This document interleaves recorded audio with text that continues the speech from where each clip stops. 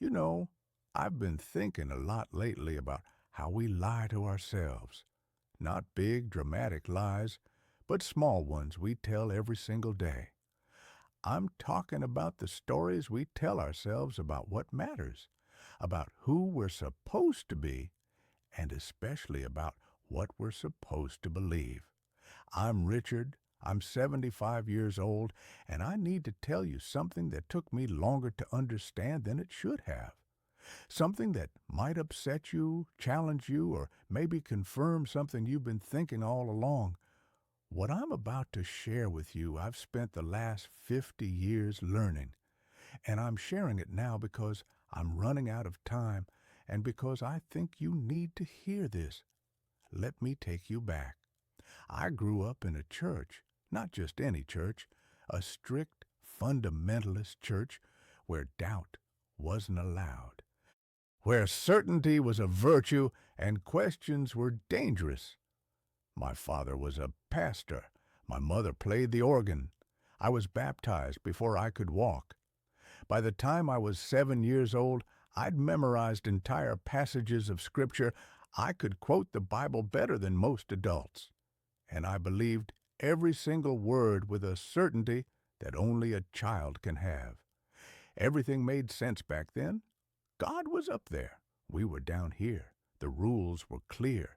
The answers were written down. All you had to do was follow the path laid out for you, and everything would be okay. That's what they told me. That's what I believed. But here's the thing nobody tells you about certainty. It's fragile. It's built on a foundation that can't handle the weight of real life. When I was 19 years old, something happened that cracked that foundation. My younger sister, she was 16. She got sick, really sick, a disease that the doctors couldn't diagnose, couldn't treat. My parents prayed. They prayed every night, every morning, after every meal. We had the entire church praying. People would come to our house and lay hands on her, speak in tongues, claim healing in Jesus' name. And I prayed too, with a desperation I'd never felt before. I prayed like I was supposed to pray. I believed like I was supposed to believe. I begged God to save her. She died anyway, a week before her 17th birthday.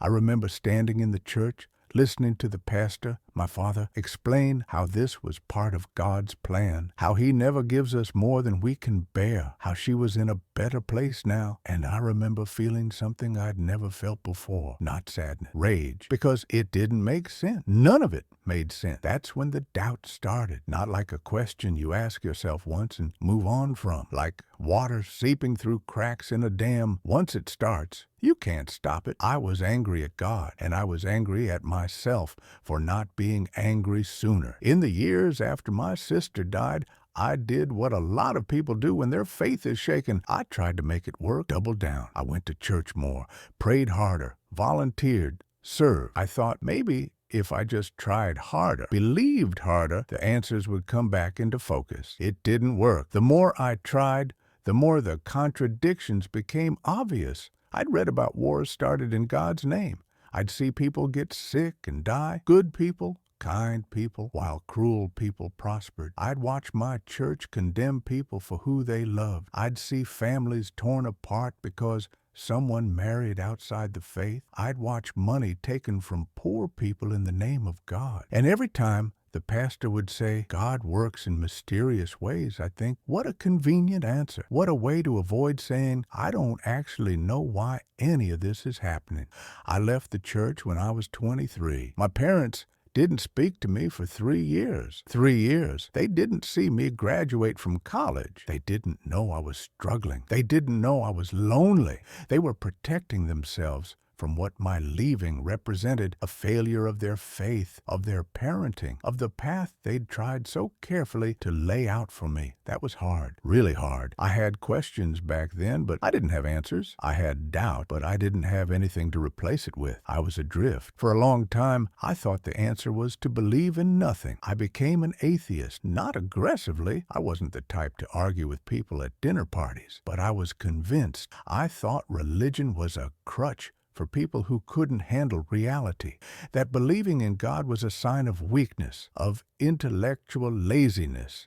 I was so sure about that. And then around 35, I had a friend. His name was Marcus. He was a Buddhist, not the kind who goes to temples every day, but someone who'd actually studied Buddhism, practiced meditation, thought deeply about meaning and suffering and what it means to live a good life. One afternoon, we were having coffee, and he asked me a simple question. He said, "Why do you think people pray?" I gave him the atheist answer. They're afraid. They're looking for comfort. They can't accept that the universe is random and meaningless. He just nodded. He didn't argue. But he said something I've never forgotten. He said, that might be true for some people, but some people pray because they've glimpsed something real, something they can't explain, and they're trying to find language for it. That stuck with me, because he wasn't asking me to believe what he believed. He was asking me to be curious, to consider that maybe the problem wasn't faith itself. Maybe the problem was that I'd been offered a narrow version of faith, and when it broke, I threw the whole thing away. After that, I started reading everything, not just about religion, but about spirituality, philosophy, meaning, consciousness. I read the Bible again, but this time with a different question. Not, is this literally true, but what is this text trying to tell me about human experience? What was the author trying to capture? I read the Quran. I read the Bhagavad Gita. I read Buddhist texts. I read the writings of Taoism and Judaism. I read atheist philosophy. And you know what I discovered? Every single one of these traditions was reaching for something true. They were all using different languages, different metaphors, different rituals, but they were all pointing toward the same core human experiences: the desire for meaning, the fear of death, the longing for connection to something larger than ourselves, the struggle to be good, the question of what it all means. I had a colleague once, back when I was working in advertising. His name was Mohammed. He was from Saudi Arabia, and he was devout. He prayed 5 times a day. He fasted during Ramadan. He talked about his faith with a quiet certainty that I found both foreign and familiar.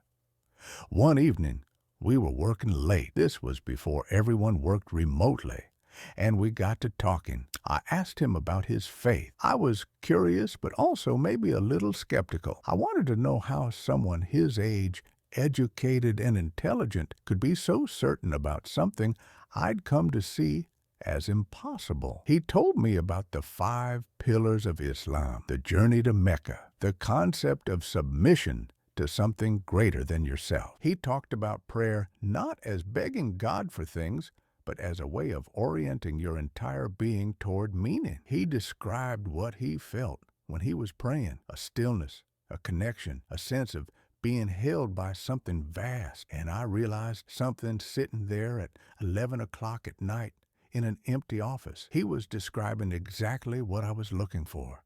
He was expressing the same longing I'd felt my whole life, even when I was calling it something else. The language was different. The rituals were different. The theology was completely different.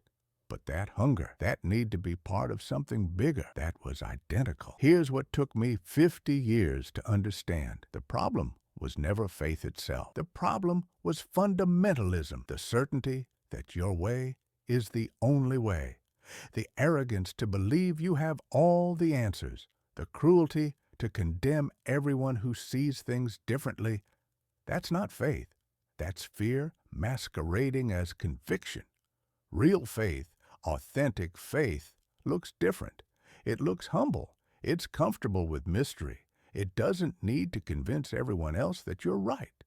It can say, I don't know, and be okay with it. I got older. I watched people around me. I saw incredibly spiritual atheists and hypocritical Christians. I saw Muslims whose kindness was clearly rooted in their faith, and Buddhists whose meditation practice hadn't made them any less selfish.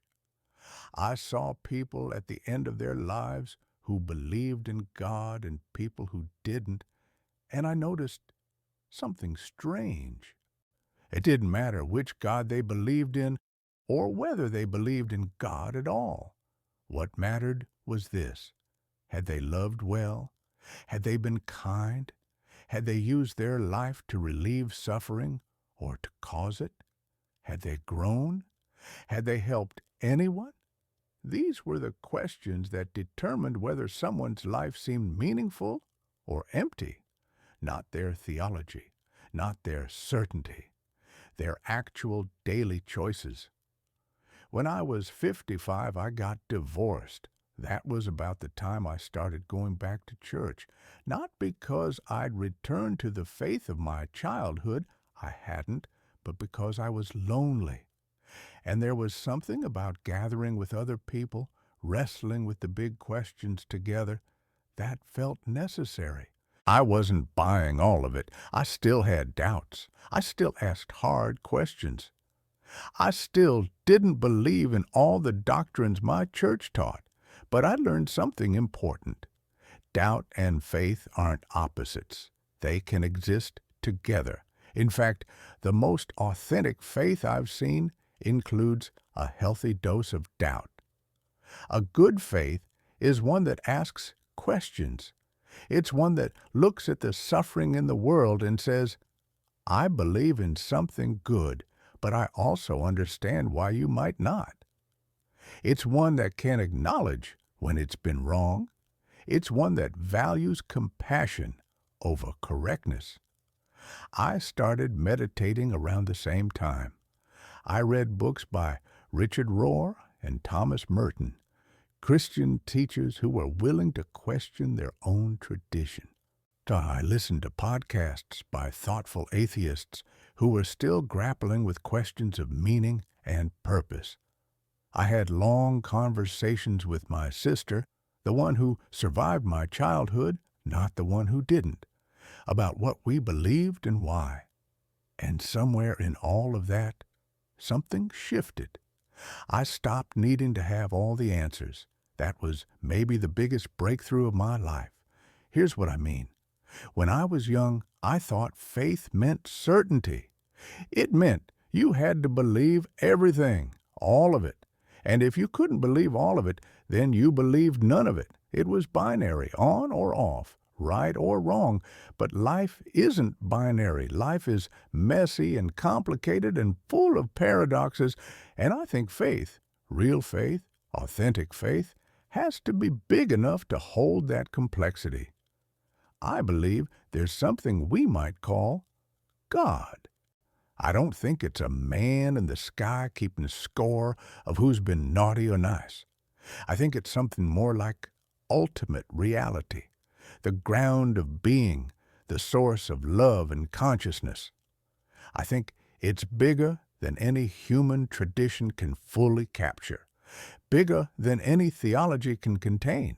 I believe Jesus was onto something profound about how to live. I also believe Muhammad had insights that were true. And Buddha, and the Stoics, and my atheist friends who've thought more deeply about ethics than most religious people I know. I believe in the sacred, in mystery, in the possibility that there's more to existence than what we can measure and analyze. I believe in prayer, though I understand it differently than I used to. I don't think prayer is about asking God to change His mind. I think it's about changing our own minds. It's about opening ourselves to possibility. It's about orientation. I believe that doubt is not the opposite of faith. Doubt is what keeps faith honest. And I believe this is important. I believe that what matters most is not what you believe, but how you live. Not your doctrine, but your daily choices. Not your certainty, but your compassion. I'm 75 now. I've got maybe another 10 or 15 years if I'm lucky, maybe less. and I'm still figuring this out. I still have moments where I pray like I did when I was 7 years old, just opening my hands and asking for help. I still sit in silence and meditate. I still read scripture, and I still read atheist philosophy. I still have conversations with people who believe completely different things than I do, and I'm still surprised by where I find truth. Last week, I was at the grocery store, and I overheard a grandmother talking to her granddaughter. She was explaining why she prayed. She said, "When I pray, I feel less alone. And when I'm not praying, I try to live in a way that would make God happy if God exists. And if He doesn't exist, I'll have lived a good life anyway. So I can't lose." I thought, that's it. That's the wisdom right there. My sister, the one who survived, she's an atheist now. We talk about it sometimes. She says she doesn't feel like she's missing anything by not believing in God. She has meaning in her life through her family, through her work, through acts of kindness. And I believe her. I don't think she's missing anything. But I also have a friend who's a Catholic priest. He's one of the most thoughtful, humble people I know. He understands theology in ways I never will, and his faith is clearly the source of meaning and purpose in his life. I don't think he's delusional. I think we're all trying to figure out the same thing. How do we live well? How do we find meaning? How do we be part of something larger than ourselves? The language is different. The rituals are different. The theology is different, but the question is the same. You know what haunts me about my childhood? Not that I was raised in a church, not that I was taught to believe in God. Those things weren't inherently wrong. What haunts me is the certainty, the absolutism, the message that there was one right way and everything else was wrong. That doubt was dangerous. That questions were evidence of spiritual weakness. I see young people today leaving religion in droves, and I understand why. They've experienced judgment. They've seen hypocrisy. They've been told their questions aren't welcome. They've been condemned for who they are or who they love. To them, I want to say, I get it. I really do. I left too. But I also want to say this. Don't throw out the search for meaning just because some people have poisoned the well. Don't stop asking the big questions. Don't decide that because some religious people are cruel, therefore spirituality is worthless. Don't confuse fundamentalism with faith. They're not the same thing. And if you're still religious, if you still believe, I want to say something different to you. Be humble with your certainty. Be gentle with people who believe differently. Be open to the possibility that you might be wrong about some things. Be willing to grow. Be willing to change your mind. The moment you stop questioning is the moment faith becomes dangerous. Here's what I know at 75. The mystery is bigger than any of us. It's bigger than any book, any building, any tradition. And the appropriate response to that mystery isn't arrogance or certainty. It's awe. It's humility. It's wonder. I still go to church most Sundays, not because I think I'm better than people who don't. Not because I think I need to in order to be saved. I go because there's something about gathering with other people, singing together, sitting in silence together, or wrestling with meaning together. There's something about that that feeds something in me. But I also meditate. I also read Buddhist teachers. I also have conversations with atheists who are more ethical than most religious people I know. I also read the Quran and the Bhagavad Gita. And all of these practices, all of these traditions, they've taught me something true. What I've learned is that the point isn't to defend your position. The point is to remain open. Stay curious. Recognize that every person you meet, no matter how different they are from you, is carrying their own piece of the truth, even if it looks nothing like yours, especially if it looks nothing like yours. The person who believes something completely different than you isn't your enemy. They're another person trying to figure out what it all means. Respect that. Honor that. Learn from it. My wife, we've been married for 46 years now. She's not religious, not like I am. She doesn't believe in God in any traditional sense, but she's one of the most spiritual people I know. She's kind in a way that seems to come from something deeper than logic. She volunteers at a shelter. She sits with dying people. She listens to people's pain without trying to fix it or explain it away. I asked her once why she does all that if she doesn't believe in God. She said, "I do it because suffering is real and kindness helps. I don't need a God to tell me that." And she's right. You don't need belief in God to be good, but you also don't need to dismiss God to find meaning. Here's what I wish I'd known when I was your age.